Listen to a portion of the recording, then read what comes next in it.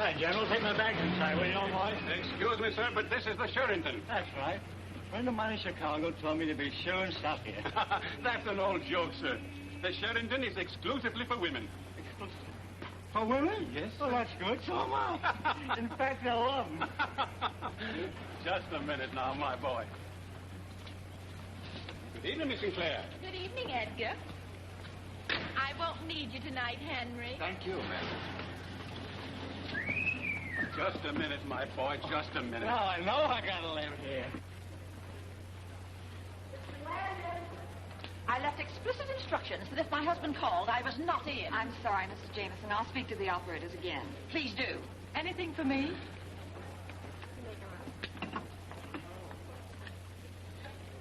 What room is that? We have a lovely room on the 5th floor.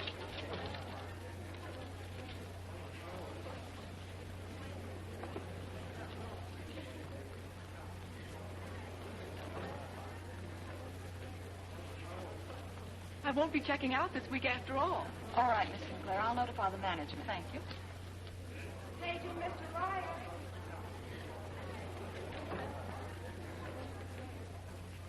Nellie! Nellie! Nellie! Oh, for the love of heaven, has anyone seen Nellie? Do you want her? No, I'm looking for Rose. 317 was calling her. Nellie! See her, tell her I want her. Oh, Nellie!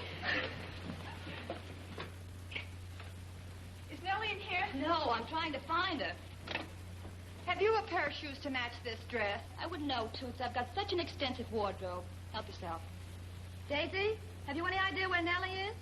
No, Miss McCall. I've been trying to locate her. I'm sure she came in an hour ago. Hey, you guys seen anything of Nellie out here? No.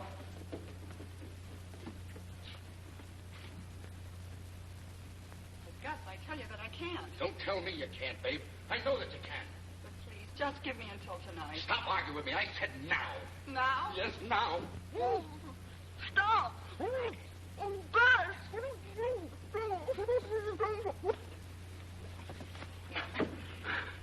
Well, I hope you're satisfied. Gee, I don't know what there is about you, babe, but it sure brings out the caveman in me. Well, you gotta take it easy. After all, I'm just a kid. Come on, give me another smacker. Hey, Nellie, you better get up on that 3rd floor. They're having a riot. Okay, Sammy, I'll be right up. You see, I told you they were waiting for me. Well, let them wait. It's not your job to dress those chiselers. But they ain't chiselers. Oh, no, I suppose they're sweet little ladies that tip you every time you break a leg doing something nice for them. Well, they tip me when they have it. Yes, and they borrow it back when they haven't got it. I'll bet you're in the red now. I am. Look at this list of the stuff they owe me. Look at that. Okay, darling, I haven't got time now. I gotta go. Oh, now, wait a minute. While we're on the subject of those dames, you can tell them for me that I'm not running a hotel bus. Okay, Gus, okay. And furthermore, you can tell them for me that I get just as much fresh air driving a paying customer around as I do driving them. I'm not in the business for my health. Okay, Gus, and now I gotta go. Oh, come here, babe. Come on. Give. Okay. Oh, but he's my Gus, and I'm his girl. Well, Nellie, darling, I've been looking all over for you. Gosh, but you're pretty. Thanks. Will you change my polish for me? This shade is simply awful with this dress. Sure, just as soon as I press something for Miss Amy, you'll be taking that off, huh? Oh, you're so sweet. Dear Mr. Withering, what a lovely surprise. Mr. Wuthering hasn't got a surprise left in him. Will you shut up? The flowers? Beautiful. But then your flowers are always beautiful. Is Nellie? Oh, good. The board's up. I have a jacket that needs pressing. I'll bring it in. Here's that crayon original you like so much. Oh, Miss Susan. There's that stunning model. It's beautiful. Oh, isn't that the cutest thing you ever... Let me see it on. You can wear it anyway. You're supposed to stand under it, not beside it. Oh, Try it off the face. off the face? You sure you mean off the face and not over? That's the chickest thing I ever saw. Oh, Mr. Withering. All right, I'll try. Goodbye. How do you like that? He wants me to dig up another girl. For him? No, Toots, a young friend of his. If you don't like him, why do you go out with him? He gave my nephew a job, and I gotta be nice to him. Nellie, the iron! Oh, I hope it didn't burn. No. Say, that matches my suit. Yeah, Miss Amy, I don't think you're the type for that, though. You see, that takes somebody with a face... Hey! Not those Toots. I'm wearing them myself. Then what am I going to do? I haven't a thing that matches this dress. Wear another color, he'll never notice it. Hallelujah. All God's children got shoes. Here's the jacket, Nellie. You want to have dinner at the Richelieu? I can't. I've got a date. Who with? I won't tell. Sounds like a snatch to me. Which one of our men is it? None of them. This one's mine. He's a pickup. What? Only I picked him. Why, Miss Susan. That's how I got Gus. He's so cute and shy. It's taken him weeks to get up the courage to ask me, and then I had to help him. How old is this guy? He can't be a day over 21. I think it's kind of romantic for Susan to go out with a man just because she likes him. They're still doing it in some parts of the country. If you think it's so romantic, why don't you try it sometime? Yeah, why don't you come out with me tonight? You may like this fellow from Cincinnati or wherever it is. I'm going to have an audition. Oh, the poor thing. Oh, that's swell. That's wonderful, Marjorie. When does this famous audition come off? Tonight? No, at 10 in the morning.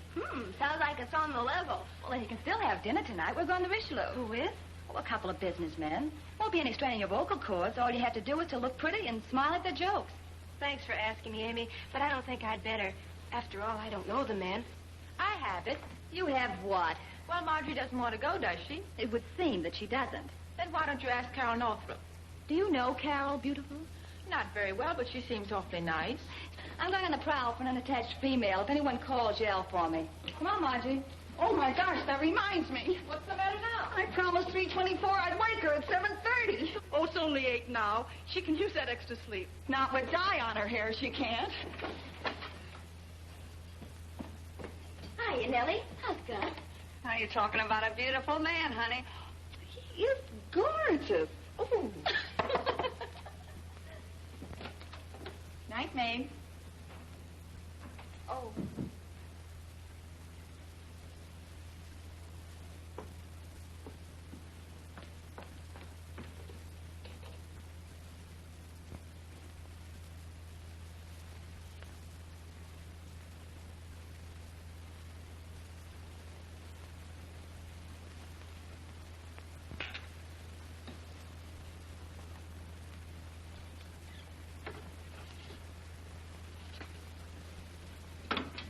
Pussy.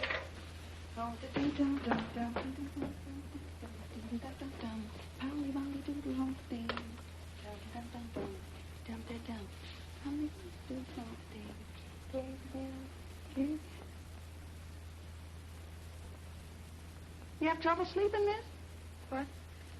Oh, yes. So do I. Yeah, but it's tough enough having a night job, but I got a boyfriend that can't seem to get it into his head. I got to catch up with my sleep in the daytime. Great guy, though. But he phones me for this, and he phones me for that. It's, hello, babe, you sleeping? Never mind straightening up the room. All right, miss.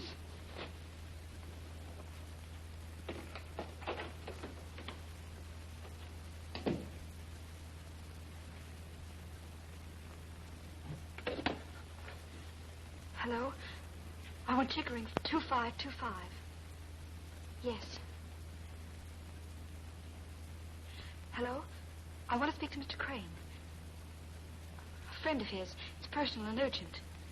Just one moment, please. Who is it? I don't know, sir, but the party said it was urgent. Oh.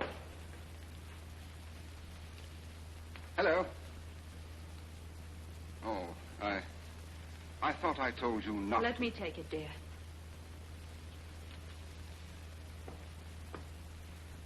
Miss Daly? Mrs. Crane. I understand that my husband has told you that he doesn't want to see you again. If he thinks he can get rid of me this easy. I told my husband that if he loved you, I would give him a divorce without any scandal whatever so that he could marry you. And what did he say? Oh, he chose you, did he? Well, listen, sister, I'm going to make him wish he hadn't.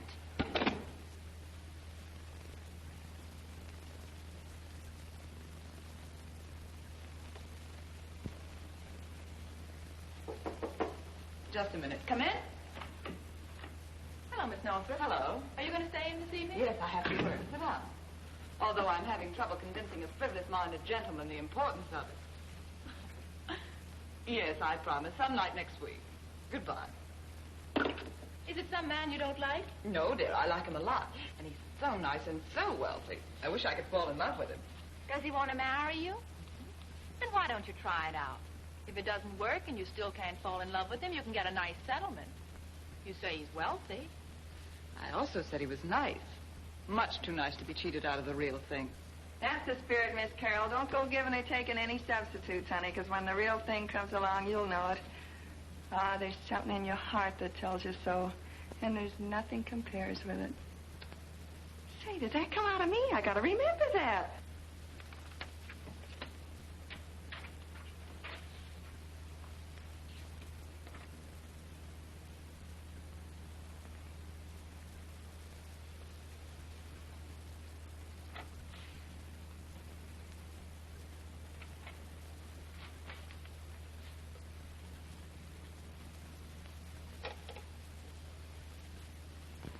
Hello? Hello?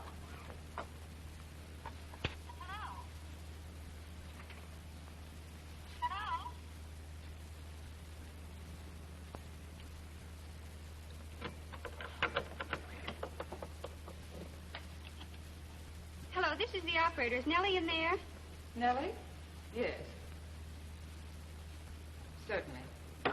Nellie, the operator says 318 left her phone off the hook. I'm not surprised. That kid's plenty worried about something.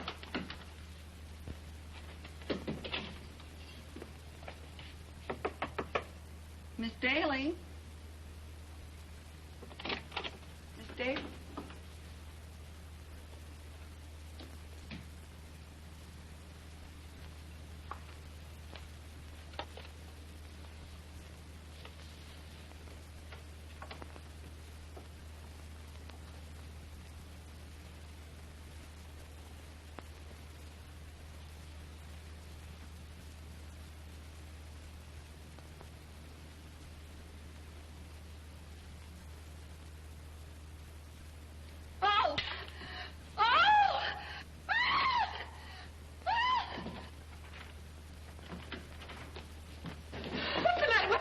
The new girl, she's committed suicide.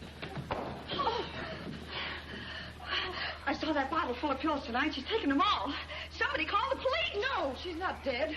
Get Mrs. Whitman down here right away. I'll go. And go get some hot coffee at the grill. Lots of it, scalding hot, and hurry. I think they try to make them walk. Oh, she's too far gone for that. I shouldn't have left her. I knew there was something wrong. Look. Oh, it's a suicide note. I don't want to hear it. I don't want to hear it. I don't want to. Beloved, you will know now why I refuse to see you again tomorrow. I love you, and even facing death, I am strengthened by the certainty of your love. But, John, dearest, it is wrong. Mrs. Crane is no longer young. Crane? John Crane? Say he's somebody big in Wall Street. She has been faithful to you, and we can't sacrifice her for the sake of our own happiness. So goodbye. Oh, how terrible. What's wrong? Where's the house doctor? She's off tonight. Then we better call the emergency hospital. No, if we can avoid calling the police in, it will save a lot of unpleasant publicity. Carol, phone the Mayberry Hospital for an ambulance and ask them to come to the service entrance.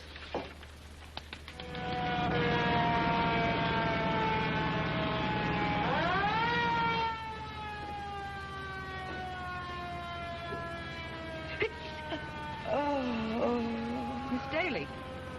Miss Daly. Wake up! Wake up!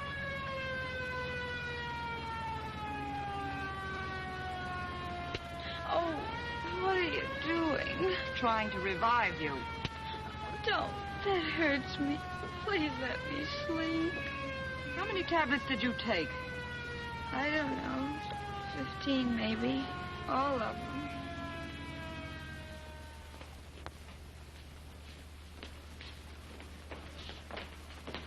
Is this the attempted suicide? Yes, Doctor? You're Dr. Mayberry?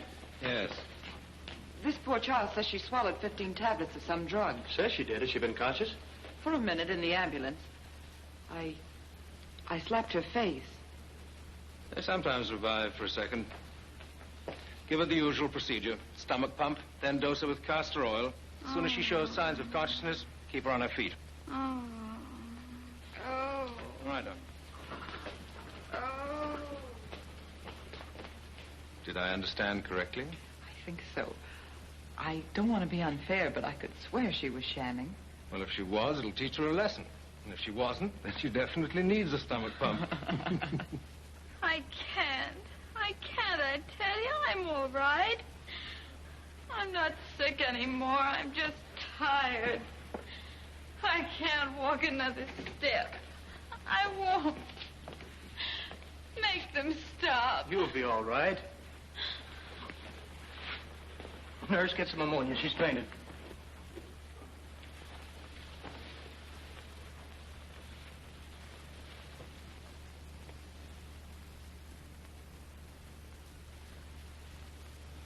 I don't know whether you need your heart or your head examined. What do you mean, Doctor? She hasn't fainted. She's sound asleep.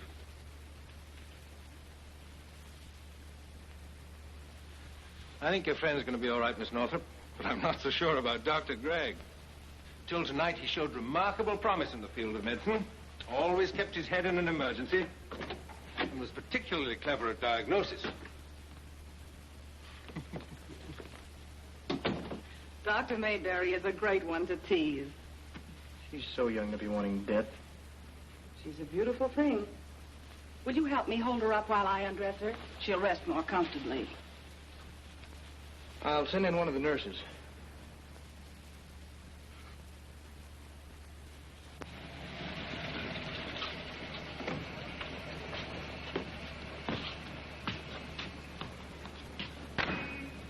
No man's land, huh? You have nothing in particular against the breed, have you? Not even anything in general. I live here because I find it interesting. It's like watching a review that never gives quite the same show twice. You know, every review has pretty girls, music, excitement. But this one has its own special blend of comedy, drama, and unfortunately a tragedy thrown in now and again. How would you classify Miss Daly's performance tonight? Comedy or drama? Well, I honestly don't know. So I'll give her the benefit of the doubt. But she did sneeze. Well, good night, Doctor, and thank you again for bringing me back.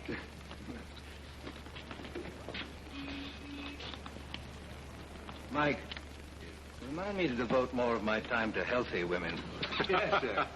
She'll be all right. There's Carol Northrop now. Let's Well, she ought to know. I'll ask her because she's gone to the hospital and that morning, you know. Miss Northrop, will she live?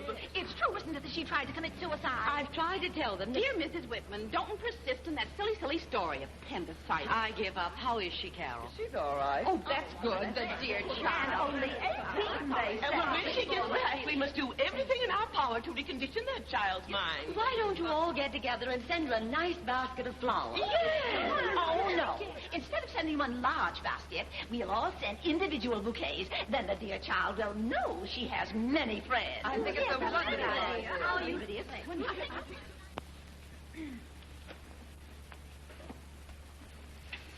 Feeling better? Just hungry. Dr. Gregg said you could have a light breakfast if you wanted it.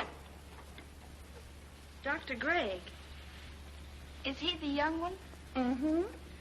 They sent some of your things over from the hotel, so you can brush your teeth and be washing while I get your breakfast. Oh, well, bring me the morning papers first. All right. But there's nothing about you in them. There isn't? No. The manager of the hotel and Dr. Gregg took care of that. They knew you wanted it kept quiet.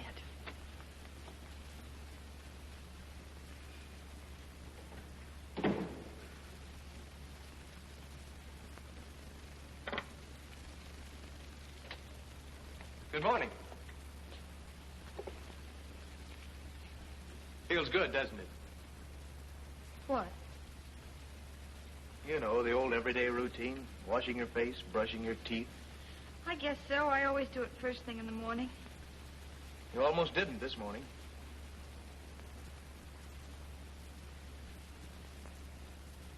Oh, why did you stop me? Why didn't you let me die? Because you're too young to die. Nothing's worth that. Oh, you don't know. Oh, I don't want to know unless you feel like telling someone. I'd be ashamed to. Oh, I guess it's the same old story. Some man. Married? Yes, but I didn't know it. Do you still love the man? Oh, no, I hate him. Where's your family? I haven't any. That is, no one close. That's why Oh, I know it was wrong to try and kill myself. But I've nothing to live for, nothing. No one who cares about what happens to me. That's where you're wrong, my dear.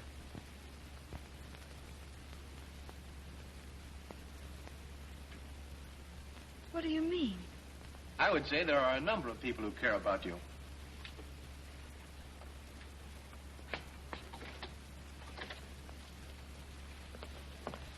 Good morning, Miss Daly. Good morning. Oh, but these can't be for me. They're for you, all right, honey, and they're beautiful. They've been arriving since early this morning. They're lovely. But I don't know any of these people. They're friends just the same, Miss Daly.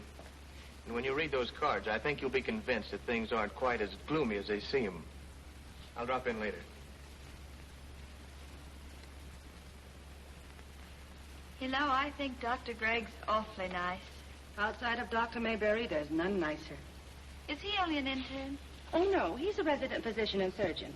Of course, he's just starting in. But Dr. Mayberry thinks he has a brilliant future.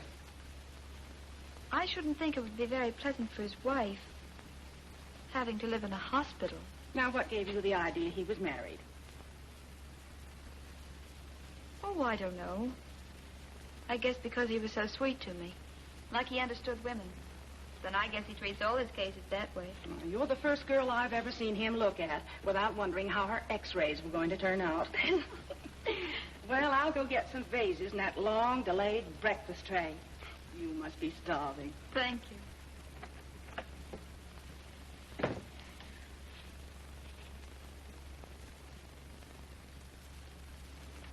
Good evening, Dr. Mayberry.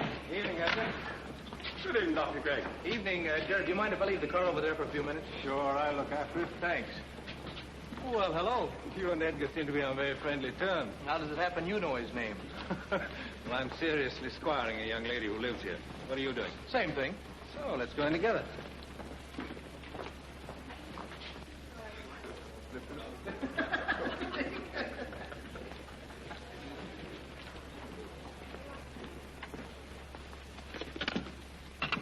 Miss Daly, please.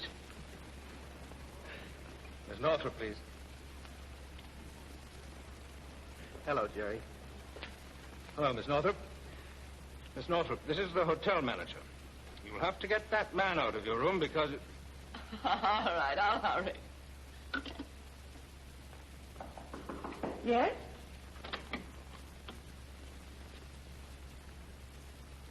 Oh, hello.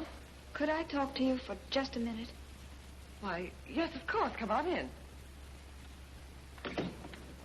Gee, you look pretty. Thank you. Sit down. Stephen just told me you were going out with Dr. Mayberry. Yes. You don't mind if I go in with some last-minute touches, do you? No. I think I'd rather you had your back to me anyway because, well, I don't know exactly how to begin. You don't like me, do you? Oh, you don't have to answer because I understand, and I don't blame you. But I feel I must tell you. You were right that night. I faked the suicide in a crazy attempt to make a man feel sorry for what he had done to me. I even wanted it to get in the papers. You can't understand that, can you? I don't see that it matters whether or not I understand. It matters to me. Because since I met Dr. Gregg, I realized how cheap the whole thing was. He's so decent and honest. You're that sort of person, too. That's why I wish you could feel friendly toward me. You see, he's in love with me, and I love him so deeply. I feel like I'm going to need all the help I can get to make me even halfway worthy of him. Does he know you faked a suicide? No. Someday I'll tell him. But, gee, I'm so scared of losing him, I just can't get up the nerve. Well, I wonder if it's important. After all, you're not the first woman to try that stunt. The worst thing you can say about it was its lack of originality.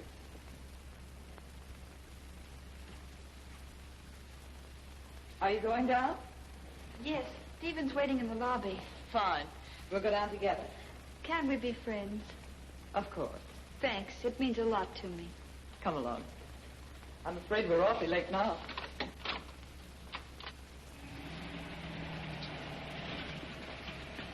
Are you sure you won't come with us? We're not dressed. You're much too grand for us. Next time, maybe. All right. Good night. Good night. Good night, Edgar. Where are we going? I thought we'd just keep driving until we find some nice, quiet spot for dinner.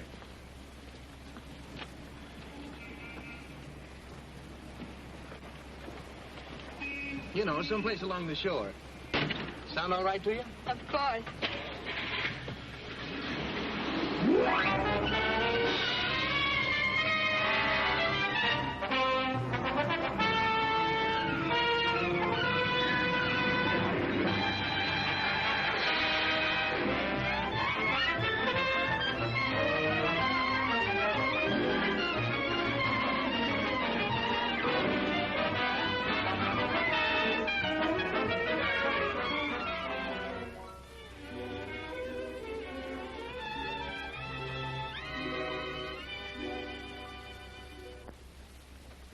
Is that all, Miss Northrop? Yes, thank you.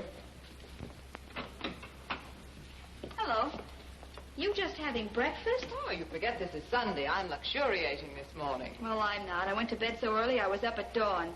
Stephen had to break another date last night. And now listen to this. Dr. Hugh Maybury, owner and head of the exclusive hospital founded by his distinguished father, Dr. James Maybury, has announced the promotion of Dr. Stephen Gregg to the position of his associate. Dr. Gregg was formerly a resident physician at the Maybury Hospital. Well, I knew about the promotion, and I thought you'd be pleased. Why are you angry? I'm not angry, and of course it sounds swell to you, but, gee, it's all Maybury. Dr. Maybury, his distinguished father, his hospital, and after the way Stevens worked. Well, 3 nights this week he had to break dates because of emergency operations. Well, that's what you have to expect, Jerry, if you marry a doctor. And as for the appointment, you should be awfully proud. Why, there isn't a young doctor in New York who wouldn't jump at a chance like that. Yes, but he isn't getting any more money. That'll come later. Yes, when I'm old and fat and waiting around for him, and he's got the squints from looking at dames' appendixes. Oh, I want sympathy and a bromo. In the bathroom. Oh, I can't make it. I can't make it. I'll get it for you. Oh, bless you. I can't see you, but I'll never forget your sweet voice. Have you a hangover? You look all right. I like the way she's wearing her nightgown, too. What's wrong with it? Oh, it's only on backwards and wrong side out. Well, you can't blame that on last night. I didn't even put it on until this morning. Oh, and all I had was one cocktail. Yeah, one cocktail after another. You know I can't take any more than one. Here, quick, drink it while it's foaming. Good morning, girls. Guess what? We've been to church. Marjorie sang a solo in the choir, and it was simply beautiful. You ought to sing on the radio, Marjorie. Don't you think so, girls? What do you think she's been auditioning for? I don't know. Oh. What's the matter, Amy? Don't you feel well? I never felt better in my life. Where's Susan? She went for an early morning walk in the park with the boy she met at the drugstore. That's bad. You know, I believe she's actually thinking about marriage. Is there anyone around here who thinks of anything else? I don't. Don't what? Think about anything else. Yes? Good morning, girls. Good morning. I wonder if this cape belongs to one of you girls. It's mine. Where'd you get it? Our head doorman, Edgar, sent it back. He said to thank you, but he doesn't think he can use it. Did I give it to him? Yes, last night. It seems that the doorman at the Savoy has a cape, and you told Edgar he ought to wear one. Okay. I'm swearing off. But you can't say that I haven't the interest of the Sherrington Hotel at heart. Come on, beautiful. Guess I'll wash out some things. Going out with your doctor this afternoon? That depends on Carol. On me? Sure, whenever Maybury takes you out, Stephen gets stuck at the hospital. Well, that isn't true, Jerry. Oh, I was only kidding. Gee, you're so in love, you take everything seriously. Well, I'd hate to think you felt that way about me. You know how I feel about you. Just that I'm a little fed up on broken dates. Why don't you try it on him sometime? Maybe I will. I'd like to go there. What do they charge? Only $5, my dear, and the fat simply rolls Oh, off. come and tell me more. For 65 cents. John and I went to a Russian place the other night. I wouldn't be embarrassed in front of a nurse. Oh? Well, hello.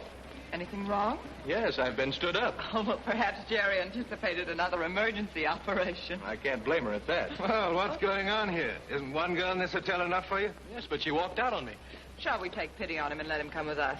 Oh, certainly not. If he can't hang on to his women, let him take a bus ride or something.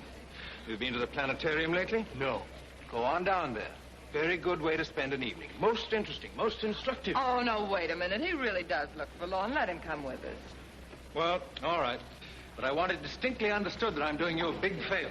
Speak only when you're spoken to and don't address any remarks to Carol without getting my permission first. Thanks. Would it be all right if I asked the young lady where we're going? She doesn't know. And that's the truth. It's some deep, dark secret of his.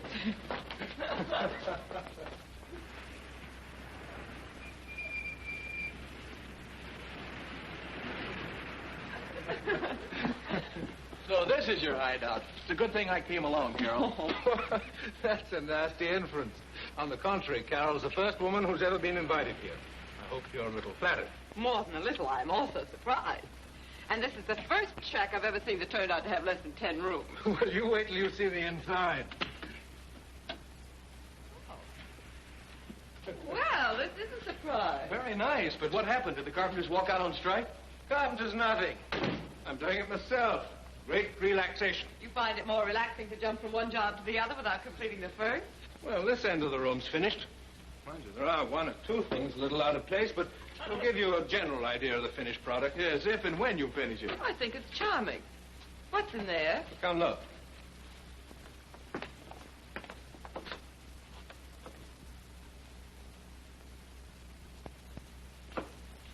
I'm finding out more and more about you. Are you shocked? Not I. I love mysteries. The gorier the better. Is this your laboratory? No, kitchen. You've been having a lot of fun out here all by yourself, haven't you? Yes, I have. What's beyond this wall? A bedroom? Uh-huh. I haven't started to work on it yet. I know what I'd do if this were my house. You know, you'd be astonished at how deeply important it is for me to have you tell me what you would like done with the house, if it were yours. That's the crummiest proposal I've ever heard, but you've got a witness. Thanks, but when I get a proposal, it has to be much more romantic than that. Well, I'll try to do better next time. Oh, what was your idea about the house? Well, I'd tear out that wall and put in a bay window, so you can look out over the water. Yes, but, Carol, I've just finished the fireplace. Well, you can put it down at that end. You asked for it, Doctor. And you're going to get it. Take your coat off. You're not going to start it now. Start it and finish it. Oh, wait a minute. The man's crazy. Well, impulsive at least. Say, is there any food in the kitchen? There should be. I stocked up. Fine. When the whistle blows, I'll bring you a box lunch. Now, don't cut yourself. Good.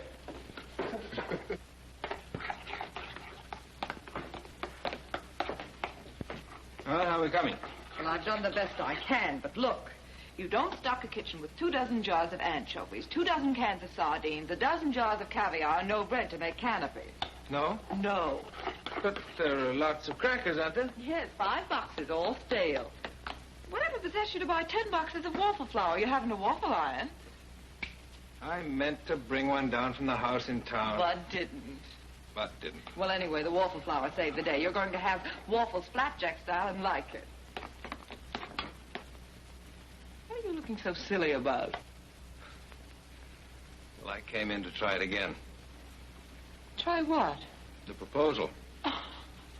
All the time I was hammering in there, I was working on a good one. I walked in here and you bawled me out and it's gone. Well, why don't you go back and hammer some more? No. It's got to be now or never. Look, Carol. Am I eligible, do you think, in the running at all?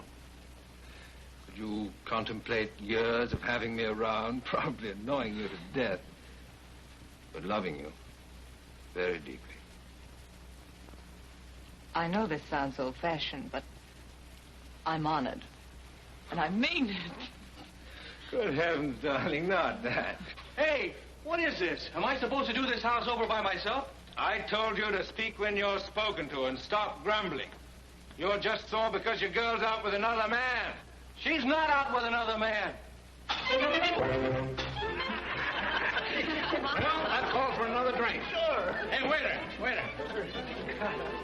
Set him up again. I don't want to hurry you, but haven't we a table waiting for us somewhere for dinner? They'll hold it, honey. Everybody knows James Thompson, and when he hits town, there's nothing too good for him or his friends. Well, how you two getting along? Oh, splendidly. Mr. Payne has just told me all about the boll weevil. He raises cotton. You can have your old cotton. I bet you girls would go nuts if you could see my farm. I was raised on a farm, and I nearly went nuts getting away from it. Bet your farm didn't have what mine's got. J.H. raises the finest silver fox in the country. Oh, is that so? My, a pair of them would make darling pets. Now, honey, what would you do with them around that hotel where you live, huh? I'd wring their lovely necks and hang them around my own. There's a girl for you. And what I'm going to do, honey, I'm going to send you a pair of them for Christmas. Mr. Thompson. Hello, that's Would you me. excuse me a minute, please? Of course.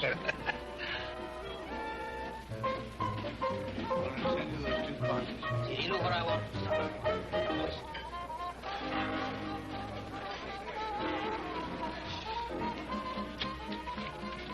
Looking for my number? Beg your pardon? Don't waste time on that, kid. I didn't go to school with you. I'm not your cousin. We never met before. What's your name? Jerry. It's a cute name. Honey, you look like $1,000,000. You don't mind my raving, do you? You're a little bold, aren't you? Listen, honey, I've been watching you for an hour, and I'm nuts about you. Just like that, huh? Just like that. That man you're with, does he mean anything to you? No. Well, why don't you come out with me? We'll have a lot of laughs. Oh, I couldn't do that. Can you meet me later? Well, yes. I'll give you an address.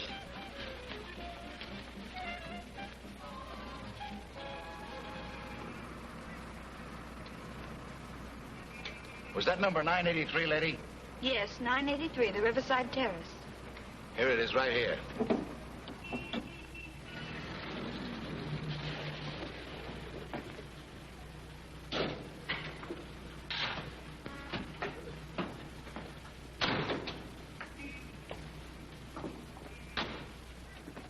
That'll be 85 cents. Oh, I'm sorry. I'm afraid I haven't the cash, but I live at the Sherrington where you picked me up. I might have known that. Well, look, here's a quarter. You keep that for yourself and send the bill to my hotel tomorrow. Okay. What's your name? Jerry Daly, room 318. Jerry Daly, room 318. Thank you very much. Room 318. Oh, that's Nellie's floor. Honey, I thought you'd never get here. Well, I had to be careful. I went back to the hotel and pretended to go to bed. You see, I live there with my aunt, but she's awfully strict. Oh, what the old girl doesn't know won't hurt her. Come on, I want to show you out to my friends. Here she is, gang. You guys lay off. She's mine. You'll find out their names later, honey. Let's you and me dance. Deal me out. Okay, Mickey. I was right, wasn't I, kid?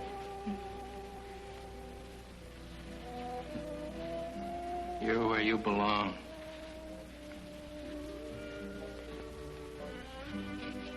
Mickey's got it bad. I'll say he has. He walked out on a full house.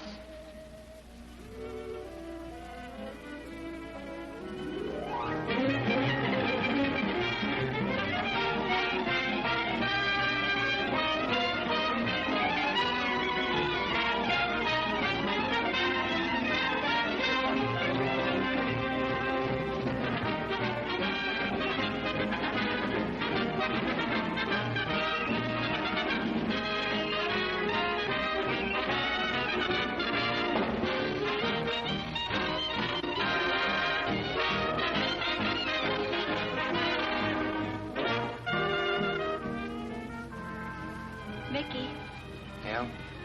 may I ask you a question? What do you do for a living? I was wondering when that was coming. Listen, kid. I haven't asked you any questions about the nights you weren't with me. Maybe there's an aunt, maybe there isn't. Let's just stick to what we've got and have fun. All right, Mickey. Anything you say. That's the girl.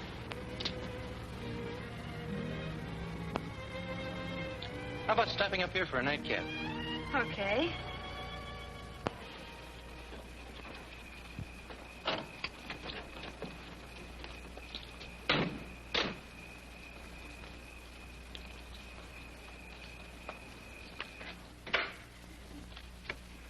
Hey, hold it. You can't lock up yet, buddy. You got customers. Okay.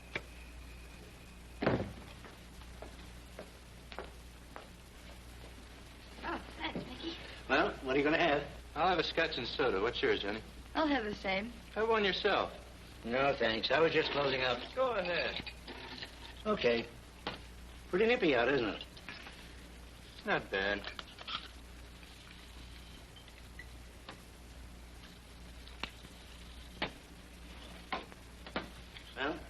so. Is it the smallest you have? Yep.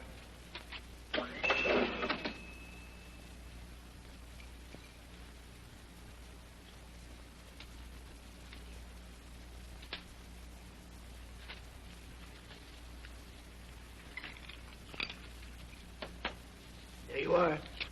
Well, guess we'll let you lock up now. Good night. Good night. Come in again. We will.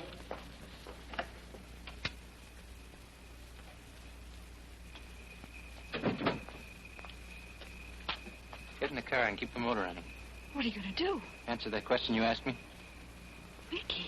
Scared? Yes.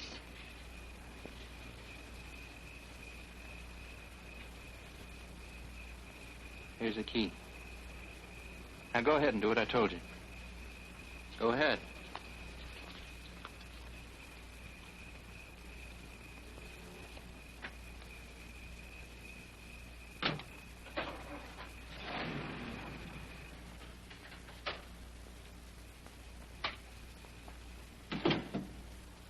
Stay where you are and keep quiet. Now throw that wallet over here. Oh, but listen, buddy, Throw it over here, I said.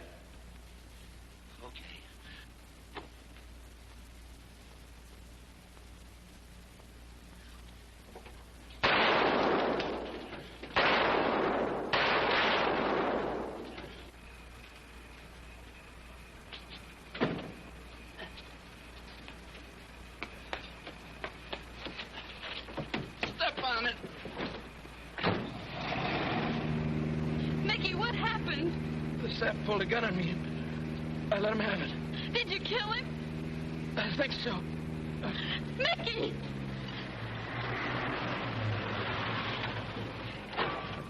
Mickey, you've got to talk to me. Tell me what to do. If I take you to a hospital, they'll ask questions. They'll arrest us. That's right. Don't do it. Well, what'll I do? Tell me. Mickey!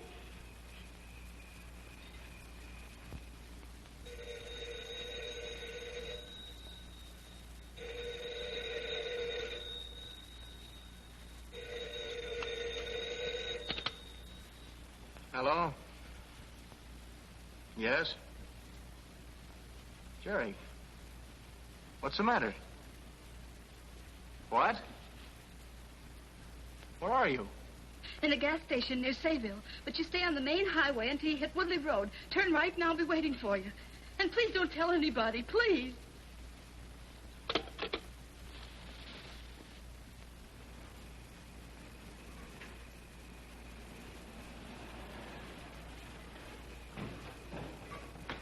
Stephen! Oh, Stephen. What's happened, Jerry? Oh, I'm in trouble, terrible trouble. My brother's been shot. Your brother? You never told me you had a brother. Oh, please don't ask me to explain now. Help him. Do something for him, please. Is he dead? No, but we've got to get him to a hospital. Oh, no, you can't do that. Why not? You just can't do it, Stephen. Oh, I told you I was in trouble, desperate trouble. You've got to help me. I'll tell you later everything, but Jerry, you don't understand. I'm not questioning you. It's just that I can't do anything for him here. He needs surgery, and I've got to have a place where I can work on him. Oh, what are we going to do, Stephen? Oh, Stephen. Take my car and follow me. I'll drive this way. All right.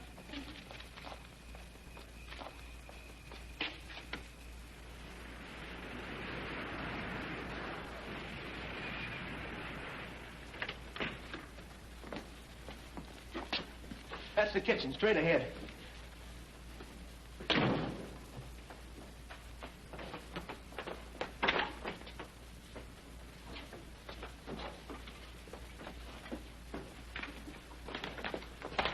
Turn on the lights and boil some water. Lots of it.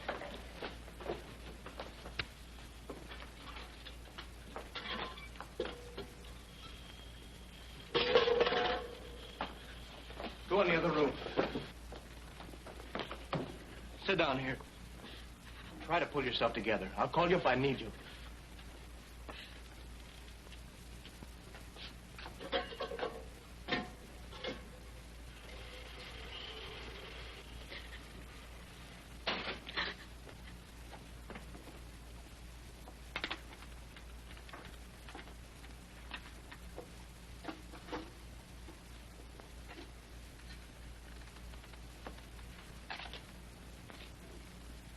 I'm sorry, Jerry.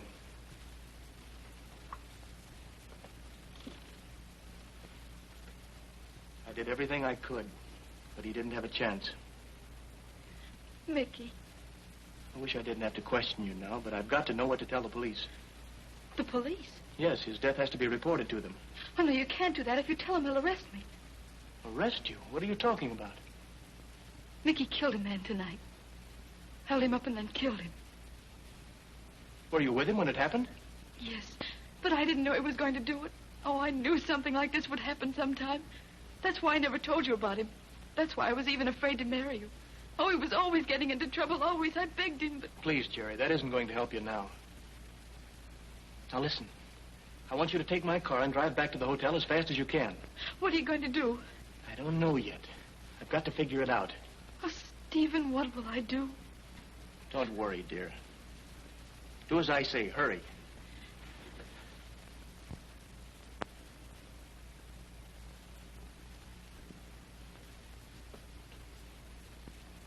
Port Washington police today started an extensive search for the man who telephoned them early this morning and told them where they would find the body of a man. Suspecting a hoax, they nevertheless followed the lead and found themselves involved in a murder case so baffling they've asked the cooperation of the New York Police Department. A few of the interesting highlights of the case are... The mysterious informant told the police they would find $300 in the dead man's pocket and asked that it be used for a decent burial. The victim, unidentified as yet, was a young man dressed in evening clothes. He had been shot, but the bullet obviously lodged in the heart had been removed by someone skilled in surgery. Police at first tried to link the case with the shooting and killing of a cafe owner that occurred last night near Sayville. But a fingerprint checkup with the Federal Bureau of Investigation in Washington revealed that the murdered man has no police record in the United States. So the police find themselves confronted with the problem of three identities. Who is the murdered man? Who is the mysterious informer? And who is the surgeon who performed the operation?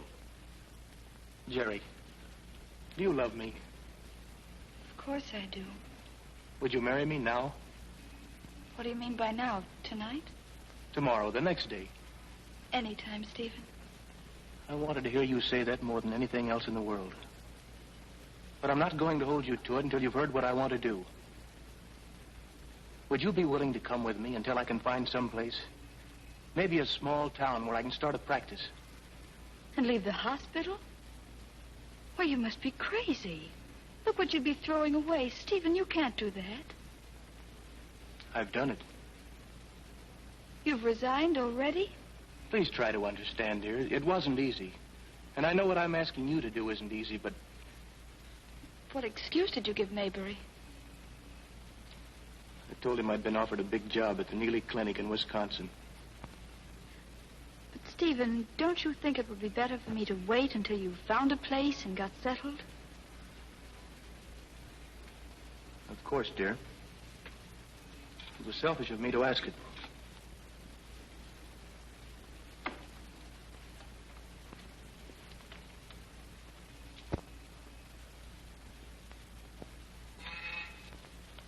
Yes?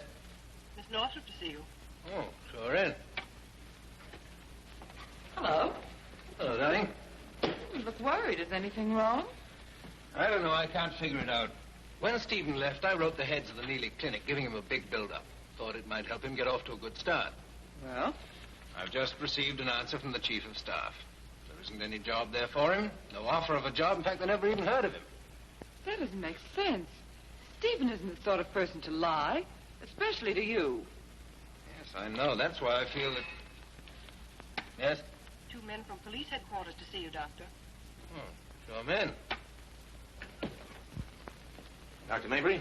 Yes? I'm Lieutenant Lake from headquarters. This is Sergeant Martin. How do you do? I'd like to ask you a few questions. Certainly. Oh, Miss Northrop. Lieutenant Lake. How do you do? Sergeant Martin. How do you do? Are you the owner of a beach cottage at Sayville? Yes.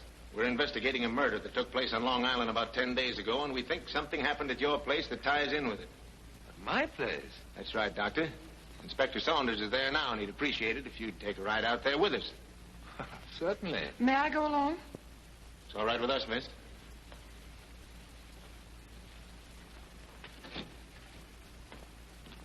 You say the doctor has owned this place over a year? Dr. Maybury, Inspector. Come in, Doctor. Quite a little gathering. I'm Inspector Saunders. How do you do? Miss Northrop.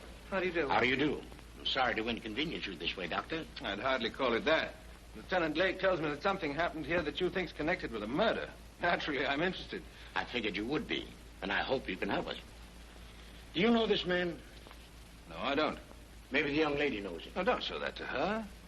Why not? Well, dead men don't make particularly pleasant photographic subjects. Murdered men aren't pleasant any way you figure it. Why do you think we should know him? This man was shot, and someone who was a pretty good surgeon operated on him in this house. In this house? Step into the kitchen, Doctor. And you too, Miss Northrop, please.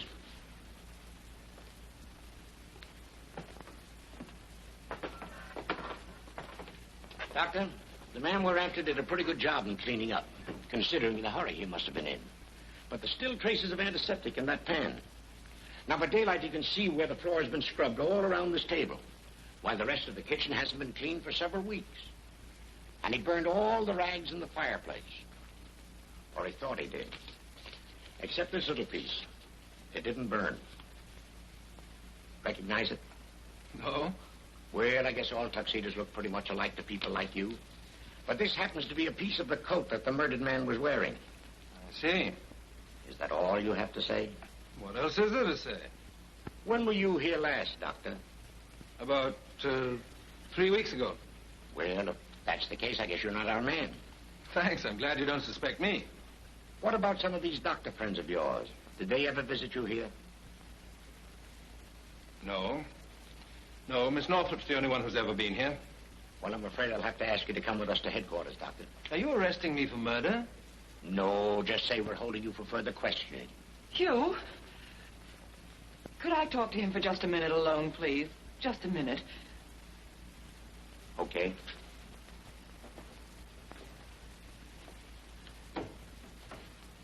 It was Stephen, wasn't it? Well, I don't see who else could have done it. Then you must tell them. You can't afford to be involved in a thing like this. It'll ruin you. If Stephen's done something wrong, then let him face it. Would you really want me to do that? Yes. No. Steve wouldn't do anything underhanded for money. He must have had some desperate reason. Until I find out that reason and how deeply involved he is, I'm just going to keep quiet. Oh, back so early, Miss Carroll?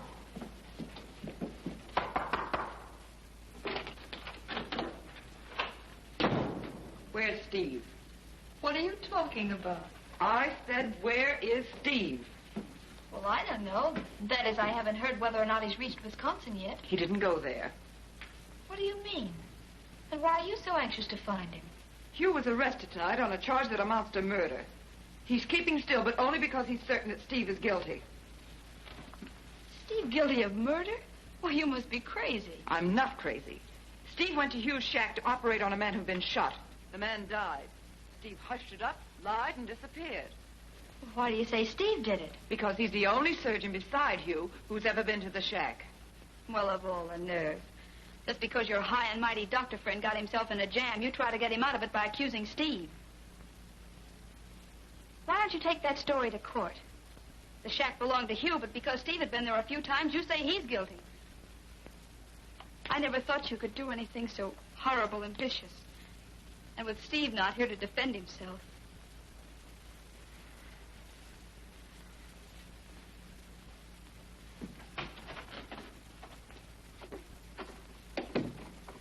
Can I talk to you, Miss Carroll? Come here.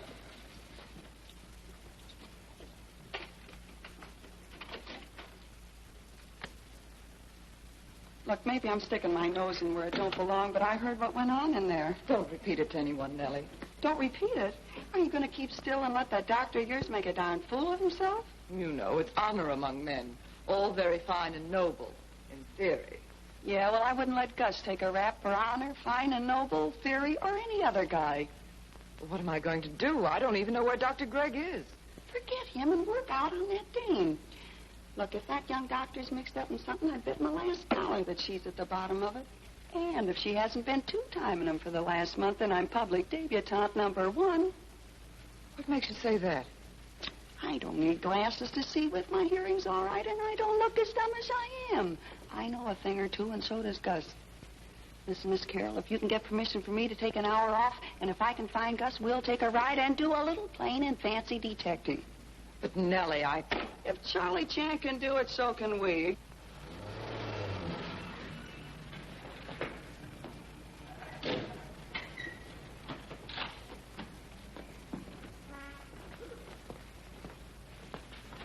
the place you brought her? More times than one, babe. I'll do the talking. No, you won't. I got it all figured out what I'm going to say, and Miss Carroll's approved it. Okay, I'm only the guy who gave you the main clue.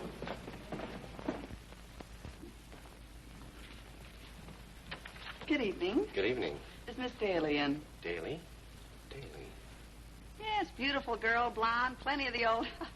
you know. Oh, that doll. Sure, I know her. But she don't live here. Just visit 708. Oh, well, then we'll go right on up. 708's expecting us. But he can't be. He hasn't been here for over a week. Do you mean he's moved? No, he walked out of here one evening with Miss Daly. We haven't heard from him since. We've been wondering why he hadn't called in or something. Shall we let him in on it? Perhaps it would be better.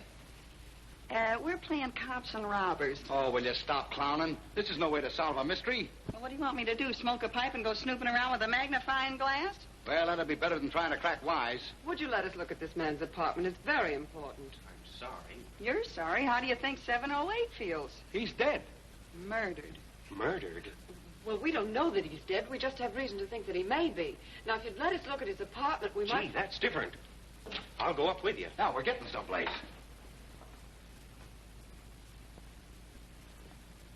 Well, here we are. Say, this would be a cinch to keep clean.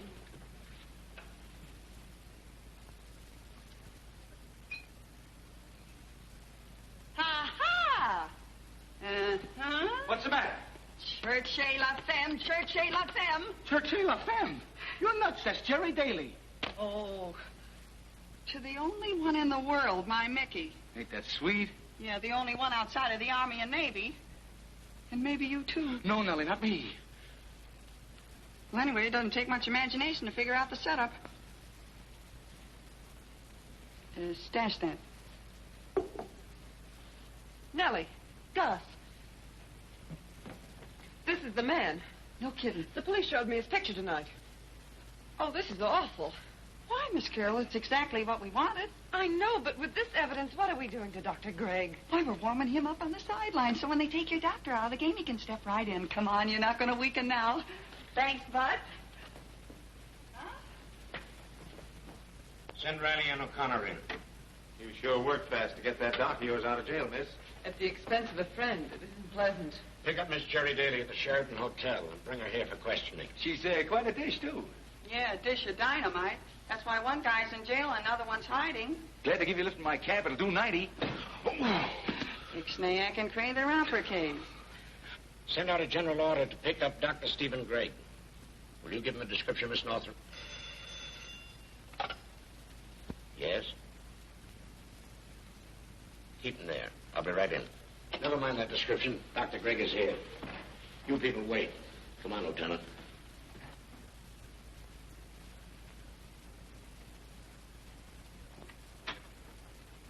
Dr. Gregg?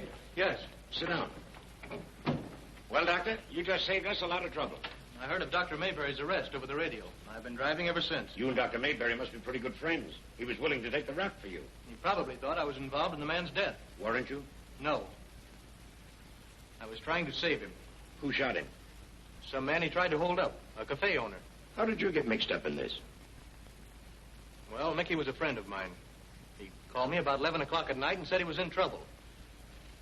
He'd been shot and was afraid to go to a doctor because he'd killed the other man. He was on Long Island near Dr. Mayberry's shack, so I told him to go there and wait for me. Was he alone? Yes. Driving a car? Yes. Wait a minute.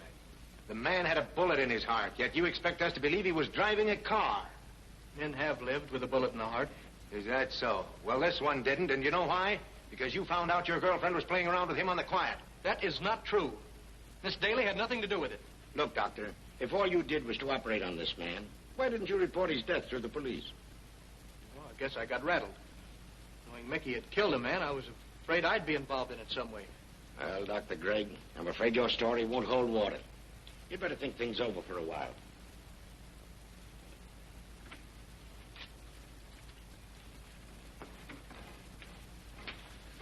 Did he confess?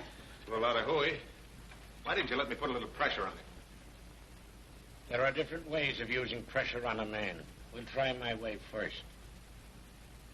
I want you people to go into that office there with Dr. Gregg and listen to everything that's being said. Lieutenant, have Dr. Mayberry brought in there, too. And give this dictograph a one-way hookup.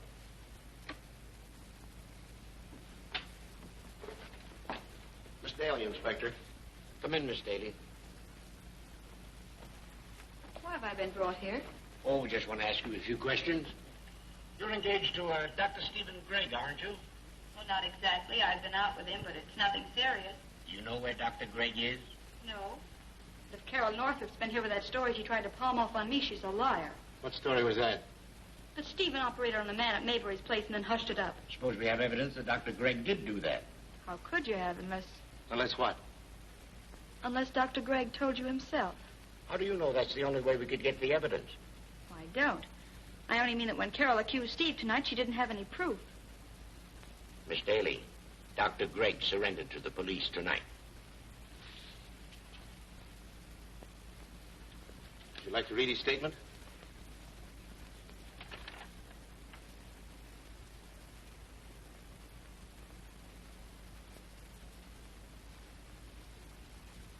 Looks bad, doesn't it? Well, why? If that's all they did, try to save a man's life. But why should he try to save that man's life? He had a better reason to kill him. Reason to kill him? Sure, you. What you mean? I suppose you didn't even know this, Mickey Ryan. Why don't they stop? They don't know what they're doing. Personally, I think they're doing swell. I knew him, yes. We talked to the clerk at Ryan's apartment. It was pretty obvious that you were cheating on the doctor. You can't talk to me like that. I told you I wasn't engaged to Dr. Gregg and I was free to go out with anybody I wanted to. Yet you always visited this Ryan on the sly. Well, supposing I did, what about it? Just this. The last time Ryan was seen alive, you were with him. I? You two left his apartment about 8 o'clock that evening. Where'd you go? We didn't go anyplace. Didn't go anyplace? No, we started out to dinner. What stopped you?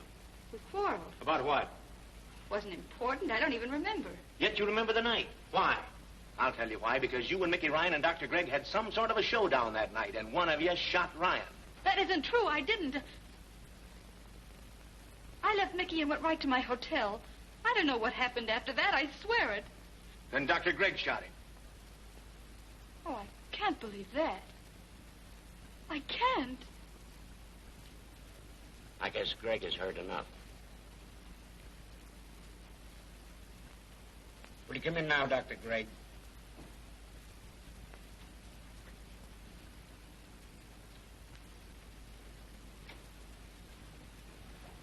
Doctor, I'm going to tell you what I really think happened that night. And it's up to you to choose whether you're going to tell the truth or stick to that first story you told us. I think this girl was with Mickey Ryan the night he held up and killed that cafe owner. That's a lie. I wasn't with him. In the holdup, Mickey was badly hurt and she called you. That's not true. Tell them it isn't true, Stephen. I don't know how she explained Mickey to you or talked you into doing what you did. Well, she told me he was her brother. How do you like that? What a character. I didn't have anything to do with the holdup, though. I just stayed in the car. I didn't even know what Mickey was going to do. You believe that, don't you? You've got to believe it. Say, wouldn't it be funny if that dame was telling the truth for the first time in her life and nobody believed her? Evening, Vicky. Here we are. This is one of the nicest rooms we have. Yes, swell room. The last tenant just got herself a nice jail sentence. Have you heard the news? I'm moving. What? Mr. Bentley got married in Bermuda, and he isn't coming back. He sent me a beautiful present, and now I can go out with men again. I love men. Oh, Mr. Weathering, I'm so sorry, but I'm going to a wedding. What do you want? Where are the girls? Helping the bride get dressed. Oh, no, not mine. Oh, I'm so nervous. Are you sure everything's all right? I've never seen anyone look so beautiful in all my life. Oh, thank you. Be sure you heave these straight at me, will you, kid? Oh, you look lovely. We're going to miss you, my dear. I'm going to miss you, too. Oh, it's all so romantic. And of all nights, I have to go and have a fight with Gus. Well, go downstairs and make up with him. Oh, no. He said to me, honey, what's Alice Faye got that makes you look so gruesome? Will you please get out of here? Go on, go and find him. Well, anything to help romance. Gus. Gus, dear. Nellie. Out of here, will you? Nellie, baby, baby, baby, baby, baby, baby, Oh, Gus, darling. Oh, I'm so sorry. And you didn't mean what you said about Alice Faye being prettier than me, did you? Oh, no. You're much homelier than she is. Oh,